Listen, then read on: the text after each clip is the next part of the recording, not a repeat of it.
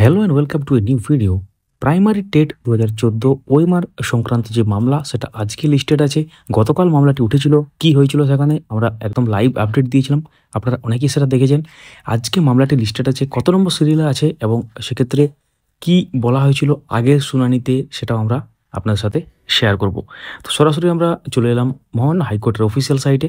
এবং তার আগে বলে রাখি, যারা সাবস্ক্রাইব করেনি আমাদের চ্যানেলটিকে আবার নতুন দেখছেন, সাবস্ক্রাইব করে রাখুন, পাশে বেল আইকন প্রেস করে অল করে দেবেন, তাহলে ইম্পর্টেন্ট আপডেট মিস করবেন না। ভিডিওটি এখনই লাইক করুন এবং দেখার পর শেয়ার করে দেবেন। যারা ফেসবুক থেকে দেখছেন আমাদের পেজটিকে ফলো করতে ভুলবেন না এবং ডেসক্রিপশনে সোশ্যাল মিডিয়ার লিঙ্ক আছে, চেক আউট এবং জয়েন করে নেবেন। তো আমরা কেস ডিটেল দেখার জন্য চলে এলাম। দেখতে পাচ্ছেন কেস নাম্বার 1531/2024 এবং সেক্ষেত্রে যেটা হিয়ারিং যে ডেট শো করছে, নেক্সট হিয়ারিং ডেট 18 ফেব্রুয়ারি 2025, অর্থাৎ আজকের ডেটে। এবং honourable justice Harish Tandon, honourable justice Parthasarathi চ্যাটার্জির বেঞ্চে কিন্তু এটা শুনানি হতে চলেছে। তো 33 নম্বর সিরিয়াল এটা আছে এবং আগের দিন যেটা ছিল মোটামুটি 44 নম্বর সিরিয়ালে, আজকে অনেকটা আগের দিকে আছে, মানে আগে বলতে সামনের দিকে আছে।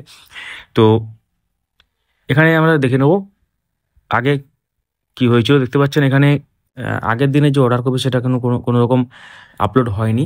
তো যাই হোক, তার আগে যেটা বলা হয়েছিল সেটা আমরা একটু দেখে নেব, তারপর আপনাদেরকে কজ লিস্টটা দেখাবো। তো এখানে যেটা উঠেছিল এটা নিয়ে কথা হচ্ছিল, হাইকোর্টও কথা হচ্ছিল এটা নিয়ে। 30/8/2024, অর্থাৎ মাননীয় বিচারপতি যখন বলেন যে এটা আগস্ট মাসে উঠেছিল, তাই হঠাৎ করে আজকে কেন মেনশন হলো এবং কোনো এক আইনজীবী অনুপস্থিত ছিলেন, সেটা একটা কারণ আজকে এটা গতকাল এটা শুনানি না হওয়ার পিছনে। তো এখানে যেটা বলা হয়েছিল এবং সেক্ষেত্রে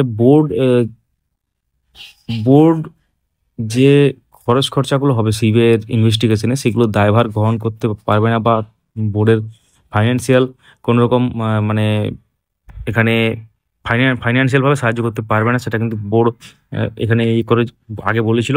এবং তারপর এখানে কি বলা হয়েছিল যে হার্ড ডিস্ক সাপ্লাই দিতে, অর্থাৎ 4 টিবি একটা সাইজ 4 টিবি এবং 20টা হার্ড ডিস্ক 80 টিবি যেটা টোটাল, সেটা কিন্তু এখানে দ্বিতীয় মানে হার্ড ডিস্ক এখানে দেওয়ার কথা বলা হয়েছিল সিবিআইয়ের পক্ষ থেকে এবং সেক্ষেত্রে বোর্ডকে সেটা বলা হয়েছিল।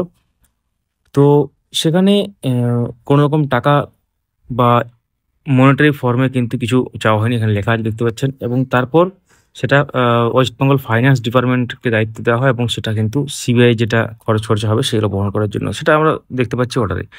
তো এরপরে কিন্তু দীর্ঘদিন শুনানি হয় না, দীর্ঘ মাস শুনানি হয় না এবং হঠাৎ করে গতকাল মামলাটি উঠেছিল এবং সেখানে মাননীয় বিচারপতি বলেন যে এত দিন পর হঠাৎ কেন আজকে উঠলো মামলাটা, গতকালের কথা এটা। তখন এক আইনজীবী বলেন, পিটিশনের পক্ষে আইনজীবী বলেন যে সিঙ্গেল বেঞ্চে যেহেতু মামলাটি বিচারাধীন এবং সিঙ্গেল বেঞ্চে যখনই এটাকে মানে যখনই শুনানির জন্য ওঠে, তখন সিঙ্গেল বেঞ্চের মাননীয় বিচারপতি বলেন যে ডিভিশন বেঞ্চে যেহেতু এটা পেন্ডিং আছে, তাও আমরা কিছু এখানে বলতে পারবো না বা আমরা শুনবো না। ডিভিশন বেঞ্চে আগে হিয়ারিং হোক ফাইনাল বা কিছু ফয়সালা হোক, তারপর কিন্তু আমরা শুনবো। তো সেই জন্য কিন্তু এটা আর্জেন্ট ম্যাটার হিসাবে হঠাৎ করে এটাকে হয়তো মেনশন করা হয়েছিল। অর্থাৎ এখানে একটা ডিসপোজালের যদি হয়ে যেত ব্যাপার, তাহলে কিন্তু সিঙ্গেল বেঞ্চে মামলাটা চলে যেত এবং সিঙ্গেল বেঞ্চে যা রায় হওয়ার হতে হবে। অর্থাৎ শান্তনু সিটের যে অরিজিনাল মামলাটা আপনারা জানেন, যেখানে বিভিন্ন ধরনের প্রশ্ন করা হয়েছিল বোর্ডের উদ্দেশ্যে। তো এটা হচ্ছে ব্যাপার। আমরা একটু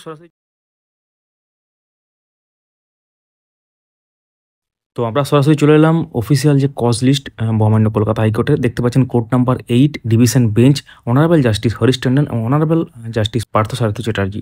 তো এখানে আমরা একটু নিচের দিকে চলে যাব।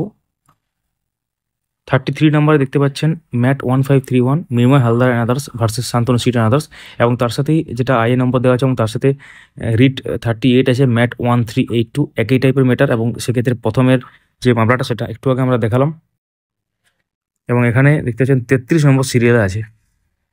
তো গতকাল ছিল 44 নম্বর সিরিয়ালে, আজকে আছে 33 নম্বর সিরিয়ালে। এখন দেখার বিষয় কী হতে চলেছে। তো এই মামলার গুরুত্বপূর্ণ আপডেট আমাদের চ্যানেলেই পাবেন, সঙ্গে থাকবেন, চ্যানেলটিকে সাবস্ক্রাইব করে ভিডিওটি লাইক করুন, সবার সাথে শেয়ার করুন। Thank you so much for watching.